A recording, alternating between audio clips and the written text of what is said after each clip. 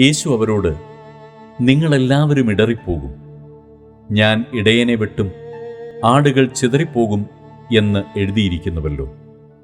എന്നാൽ ഞാൻ ഉയർത്തെഴുന്നേറ്റ ശേഷം നിങ്ങൾക്ക് മുമ്പേ ഗലീലയ്ക്ക് പോകും എന്ന് പറഞ്ഞു. പത്രോസ് അവനോട്, എല്ലാവരും ഇടറിയാലും ഞാൻ ഇടറുകയില്ല എന്ന് പറഞ്ഞു.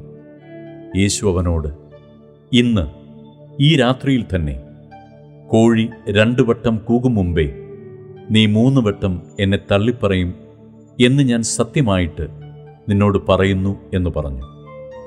അവനോ, നിന്നോടുകൂടെ മരിക്കേണ്ടി വന്നാലും ഞാൻ നിന്നെ തള്ളിപ്പറയുകയില്ല എന്ന് അധികമായി പറഞ്ഞു. അങ്ങനെ തന്നെ എല്ലാവരും പറഞ്ഞു.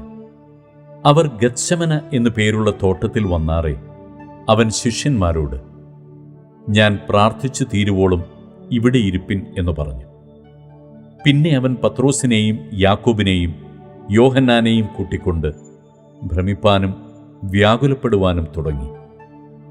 എൻ്റെ ഉള്ളം മരണവേദന പോലെ അതിദുഃഖിതമായിരിക്കുന്നു, ഇവിടെ പാർത്ത് ഉണർന്നിരിപ്പിൻ എന്നവരോട് പറഞ്ഞു. പിന്നെ അല്പം മുമ്പോട്ട് ചെന്ന് നിലത്ത് വീണു. കഴിയുമെങ്കിൽ ആ നാഴിക നീങ്ങിപ്പോകണം എന്ന് പ്രാർത്ഥിച്ചു. അബ്ബാ, പിതാവേ, നിനക്ക് എല്ലാം കഴിയും. ഈ പാനപാത്രം എങ്കൽ നിന്ന് നീക്കണമേ. എങ്കിലും ഞാൻ ഇച്ഛിക്കുന്നതല്ല, നീ ഇച്ഛിക്കുന്നതത്രയാകട്ടെ എന്ന് പറഞ്ഞു. പിന്നെ അവൻ വന്ന് അവർ ഉറങ്ങുന്നത് കണ്ട് പത്രോസിനോട്, ശിമോനെ, നീ ഉറങ്ങുന്നുവോ? ഒരു നാഴിക ഉണർന്നിരിപ്പാൻ നിനക്ക് കഴിഞ്ഞില്ലയോ? പരീക്ഷയിൽ അകപ്പെടാതിരിപ്പാൻ ഉണർന്നിരുന്നു പ്രാർത്ഥിപ്പിൻ.